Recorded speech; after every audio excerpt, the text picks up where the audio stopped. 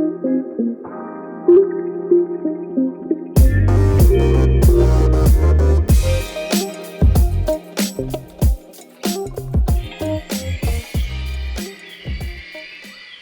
selamat datang di IDN Times pada Forest Talk Podcast. Kita akan ngobrol dan diskusi berbagai hal mengenai hutan-hujan tropis di Jawa Tengah. Acara ini didukung oleh Pulitzer Center melalui program Rainforest Journalist Fund dan bisa didengar melalui platform Spotify, YouTube, dan Instagram IDN Times. Jangan lupa follow dan subscribe ya. Kita akan berbincang dengan Pak Sukirno atau akrab dipanggil Pak Caus, warga Soko Kembang yang ikut merasakan manfaat dari keberadaan hutan hujan tropis Petung Kriono. Halo Pak Caus, gimana kabarnya? Alhamdulillah sehat. Iya. Pak, melihat kondisi hutan hujan tropis di Petung Kriono saat ini bagaimana Pak? Sudah bagus, bersemi kembali, seperti itu Pak? Alhamdulillah kalau sekarang udah mulai bersemi kembali Mas.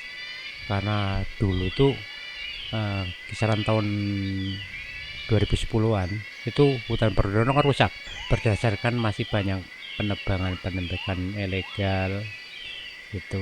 Kalau sekarang kan udah enggak kan ya. Makanya kalau musim hujan sekarang ini alhamdulillah di Petung Kriono longsoran tuh udah mulai kecil lah, enggak seperti dulu. Kalau dulu tahun 2009 2010 itu longsor di Petung Kriono sampai memutuskan jalan, bahkan banjir bandang itu sering.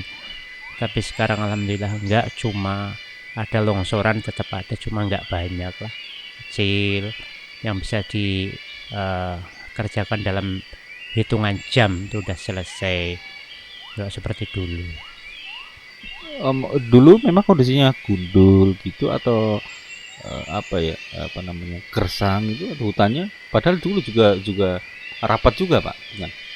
Kalau dulu ya rapat, tapi semenjak ada penebangan itu oknum yang tidak bertanggung jawab tuh kan kayu-kayu dijual keluar itu kan nggak satu kali dua kali kan, berterus-terusan, akhirnya kan gundul.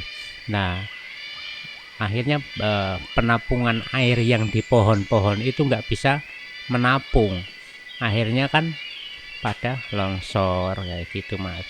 Makanya dulu kan tiap sungai-sungai kecil seperti di Jamban, Sagede, Sibeduk, terus Tinalum itu sering banjir bandang. Kalau sekarang enggak, paling debit airnya gede, itulah wajar, namanya curah hujan terus menerus kan debit airnya gede, cuma enggak bawa material longsor kayak gitu.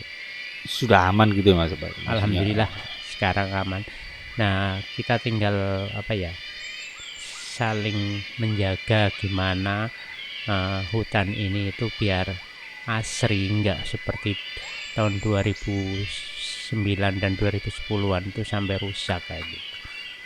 Itu kembali ke kesadarannya masyarakat masing-masing sebenarnya Mas. Kalau masyarakatnya sadar ya hutannya bagus kayak gitu. Iya. Karena ini hutan menyimpan banyak air, warga di Soko Kembang, dusun Soko Kembang ini juga memanfaatkannya untuk pembangkit listrik gitu ya Pak ya? Iya. Itu gimana Pak cerita awalnya sebetulnya? Cerita awalnya kan di sini kan krisis lampu Mas ya. Paling adanya panel surya itu yang kecil, paling 50 kW apa enggak salah.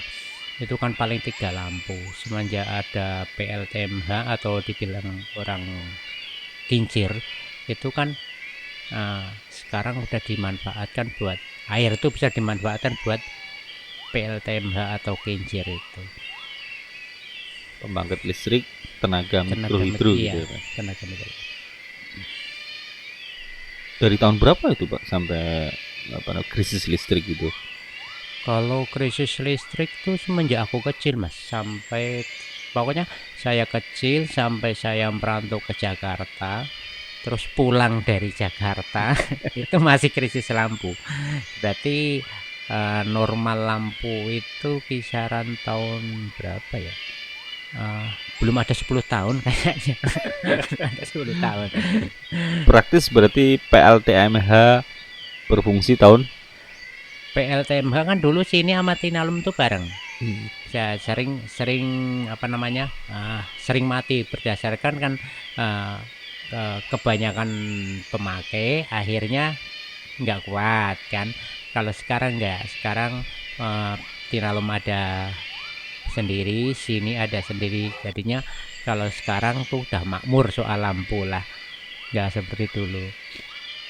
memang suka dukanya nggak ada lampu dulu, sempet apa namanya bikin warga susah gitu. Iya mas, kalau dulu kalau belum ada lampu itu kalau mau apa namanya lihat TV itu kan bareng-bareng, jadinya ke rumah siapa yang ada TV-nya itu kan pakainya kan aki itu. Kalau aki kan TV hitam putih kan, itu dulu aku kecil. Ada kemajuan lagi pakai kincir manual yang bikin orang apa sendiri-sendiri, itu pun nggak bisa satu kincir itu 2 TV, nggak bisa, paling satu kincir satu TV, lampu secukupnya. Kadang lampunya dipadamin dulu buat masukin apa namanya ke kincir itu, karena dari kincir itu nggak ada penampungan seperti sekarang ada panel itu kan, nggak ada kan, jadi langsung. Jadi dulu itu pakai kincir itu kan namanya los ya, los, nggak ada penampungannya. Itu lampu TV itu kerap jebol. Yang apa namanya bekas lampu itu ambil satu karung. Iya. Nah, nggak pengaturnya gitu ya Pak Nggak ya. ada pengaturnya. Terus kemudian apa namanya berhasil memanfaatkan, kemudian ada PLTMH seperti itu, lumayan membantu warga gitu.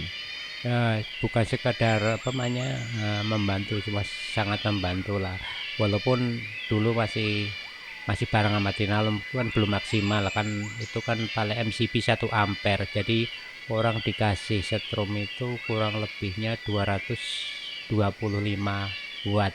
Kalau melebihi kapasitas kan nggak kuat, paling ya buat TV, lampu gitu. Kalau masak nasi itu nggak bisa langsung masak nasi, tapi cuma buat ngangetin doang.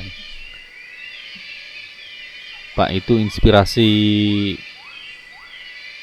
dari inisiasi bisa bikin, wah ini pasokan air di hutan Petung Krion ini cukup melimpah seperti itu. Kemudian sampai bisa kemudian berpikir untuk dibikin PLTMH seperti itu.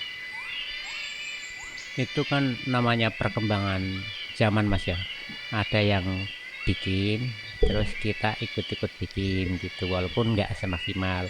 Nah maksimalnya itu ya semenjak bantuan dari provinsi dulu, itu kan bantu provinsi itu baru maksimal, walaupun belum maksimal banget lah. Tapi kalau sekarang, khususnya sekarang itu ya udah lebih dari maksimal, tinggal apa namanya lah perawatan dan apa namanya yang jelas tinggal perawatan. Kalau kekurangan kayak gitu aja, nggak seperti dulu. Kesulitan perawatannya apa Bang? Maksudnya Kalau kesulitan perawatan di PLTMH itu sebenarnya kalau musim hujan gitu mas. Kalau musim hujan itu kan air itu kan nggak tentu kan ya, kadang banyak kadang kecil. Yang terutama itu aku bilang sama teman-teman itu sampah sebenarnya.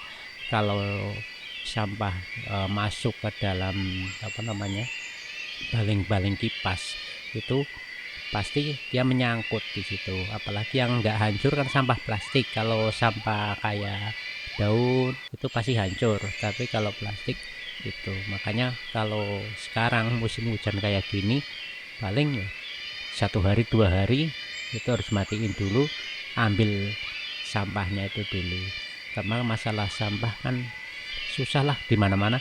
Untuk peduli sama sampah plastik itu susah. Orang pasti kalau buang sampah itu pasti ke sungai. Itu nggak bakalan ditumpuk terus dibakar, tuh nggak bakalan.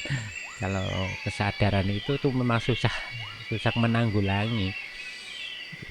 Karena sampah juga bisa berpengaruh pada operasional PLTMH gitu ya, Pak ya.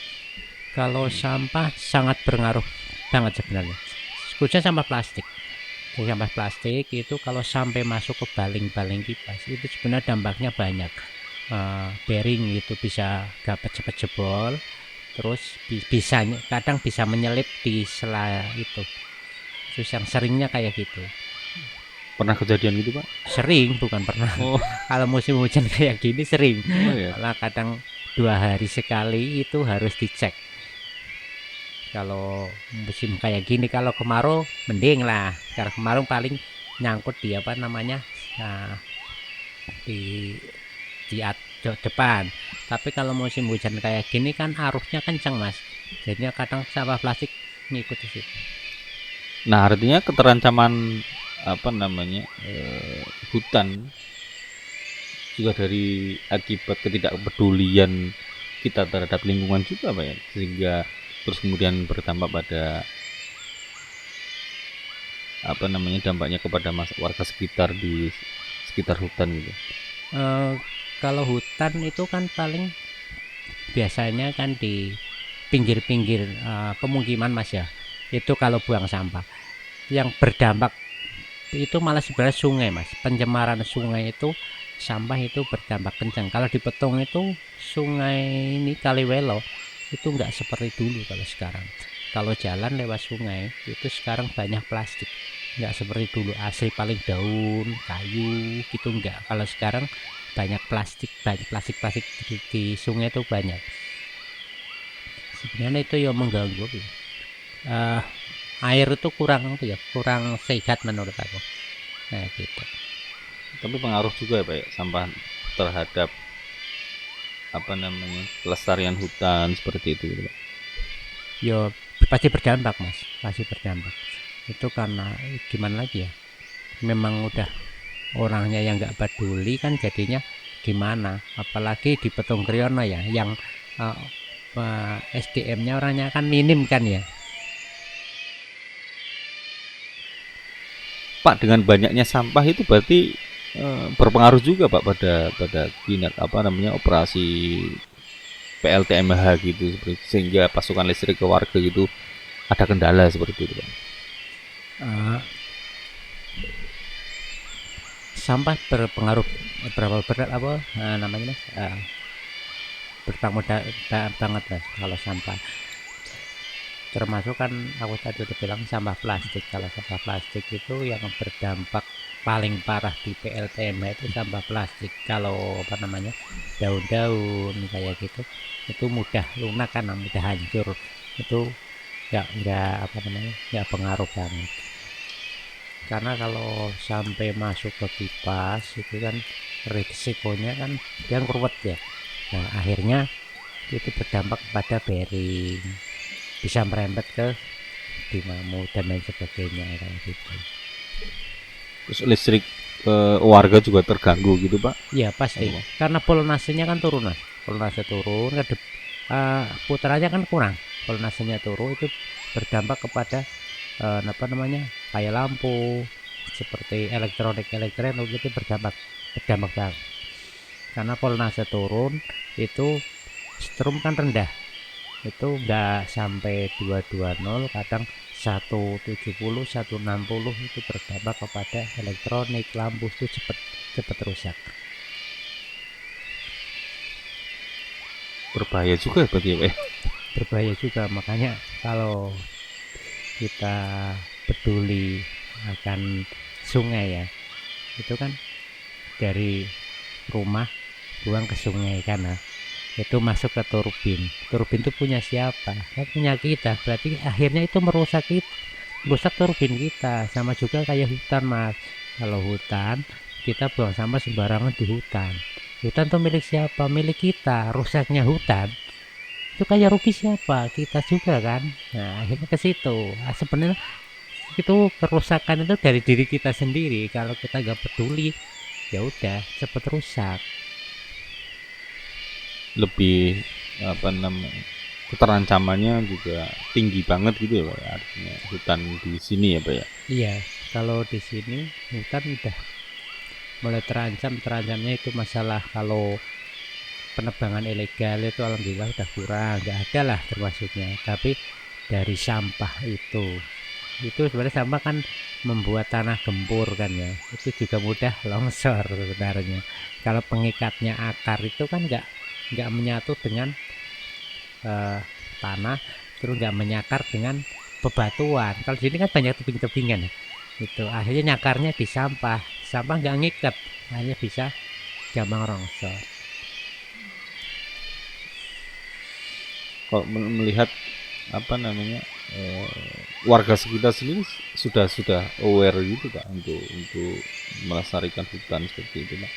Kalau melestarikan ya sebenarnya eh, belum maksimal Mas.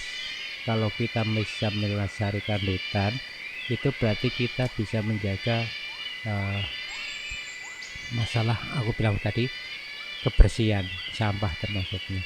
Tapi kalau penebangan memang udah nggak ada kalau sini. Kalau penebangan udah orang udah mulai peduli atau takut, kurang tahu aku, yang jelas gitu. Kalau terutama itu yang apa, boleh saya bilang sampah itu, aku pernah bilang sama Pak Lurah pernah, sama Pak Kades juga pernah. Nah, kalau buang sampah jangan ke sungai, itu yang repot aku. Sayangnya yang ngomong kan yang repot aku, kan maksudnya keterugin kan ya, bukan yang repot diri kita itu. Sebenarnya yang repot diri kita, kalau terus sampai mati akhirnya kan diri kita ya rugi kayak gitu. Kalau warga sini masih ada juga yang buang sembarangan seperti itu. Ditambah kalau itu karena memang hutan ini berada di luar kawasan konservasi, banyaknya manusia yang masuk juga tambah banyak gitu ya. Ya, kalau masyarakatnya aja belum peduli yang pertama, terus pendatang yang dari luar sama juga belum peduli itu kan. Nah, itu rusaknya di Petung Kriono, di Sil Pejagan, di Petung Kriono itu kan penambahan apa namanya, orang kan makin mahkamah kan makin tambah Mas ya.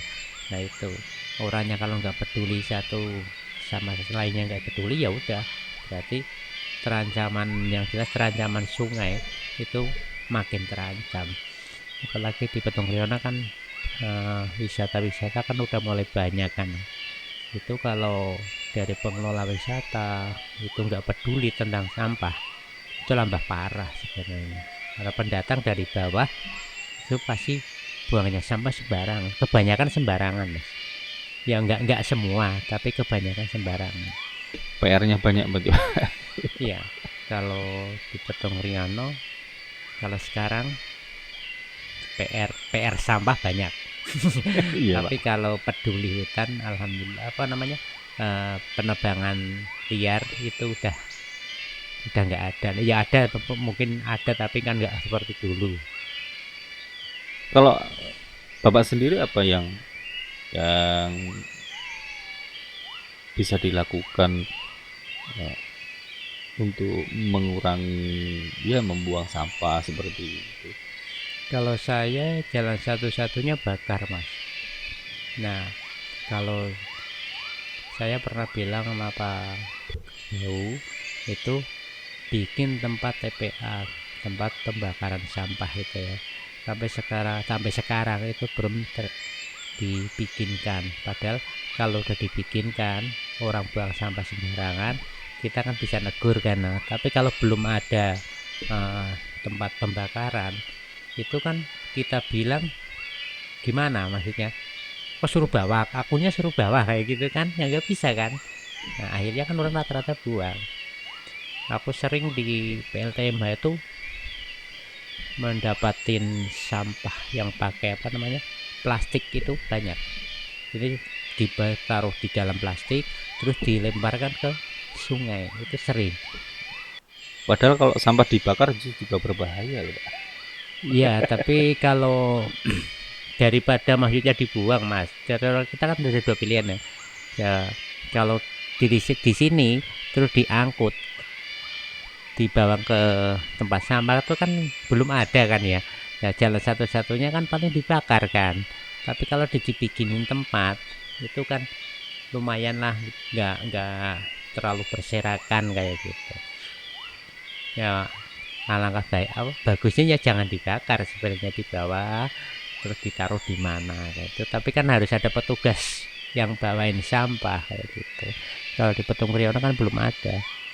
Iya Pak, masih sampah menjadi ancaman juga ya bagi hutan Petung Kriono gitu ya Pak ya. Yo itu termasuk sekarang itu PR terberat itu di Petung Kriono sebenarnya sampah. Nggak ada yang lain. Kalau hutan itu penebangan udah nggak ada, tinggal sampah. Bagaimana kita bisa menanggulingin sampah itu sebenarnya kayak gitu. Aku pernah ada komunitas sepeda itu, aku suruh ambil sampah dari keroyakan itu ya, ada tiga ke sini bersepeda sambil ambilin sampah untuk kegiatan itu hari Jumat. Pas ambilin sampah aku bakar. Nah, tapi kan itu ada apa namanya komunitas kayak gitu yang peduli, tapi kan nggak semua Mas. Aku mau ngadain lagi tapi belum belum ada yang itu. Penting untuk kita untuk peduli gitu. Artinya kalau dulu hutan itu ancamannya para pemburu, para pembalap, perambah hutan seperti itu. Sekarang ada sampah gitu ya, perilaku yang buang sampah sembarangan seperti itu. Pak, kalau suasana pastinya kalau suasana hutan juga nggak enak ya kalau banyak sampah gitu ya. Ya, kalau banyak sampah, yo kalau kita lihat sampah di jalan, banyak sampah rasanya gimana? Itu kan nggak seneng kan? Jadi nggak asri lagi dong hutannya ini. Ibarat kita jalan, waktu jalan kalau di hutan itu kan yang ditatap mata kita kan hijau ya kan? Sebenarnya kan hijau, tapi kalau banyak-banyak sampah plastik kan jadi bukan hijau putih kan. Kayak gitu, yang nggak senengnya sebenarnya kayak gitu. Jadinya itu mengurangi keasrian itu sampah. Itu pengaruh nggak sih Pak untuk suasana, terus kemudian untuk tadi untuk pasokan oksigen, terus kemudian penyerapan air, dan juga untuk satwa-satwa yang ada di hutan juga flora fauna seperti itu? Sebenarnya pengaruh Mas, pengaruh. Kalau sampah itu untuk yang jelas yang tanah ya itu pengaruh di satwa pun ya sebenarnya pengaruh. Kalau satwa itu nggak tahu itu plastik, yang penting kayak foam ya, itu kan bekas makanan ya. Itu ada hewan yang suka makanan itu kan pasti foamnya dimakan, itu nggak sehat dari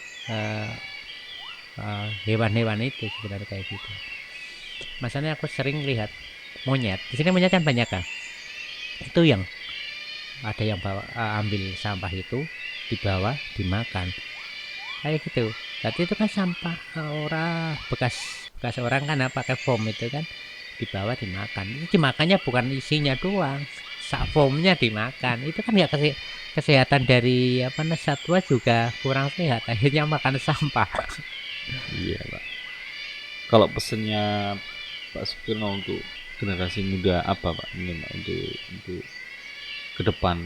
Kalau pesan saya kepada generasi yang muda seperti anak-anak saya lah, cintailah alam kita sebenarnya Mas. Karena alam kita itu lebih bagus, lebih asri, itu di kesehatan itu lebih bagus sebenarnya. Keasrian kan lebih bagus di kesehatan kayak gitu. Itu kalau pesan saya yang khususnya buat anak-anak muda itu, tolong peduli dengan sampah sebenarnya. Kalau kita peduli dengan sampah itu pasti keasrian di Petung Kriono lebih bagus. Tapi kalau kita tidak peduli dengan sampah, ya Petung Kriono bukannya tambah bagus tapi tambah hancur kayak gitu ya. Betul. Kalau untuk masyarakat, kembali lagi ke yang tadi untuk PLTMH ini, manfaatnya untuk masyarakat apa Pak? Mungkin selain listrik seperti itu, apa namanya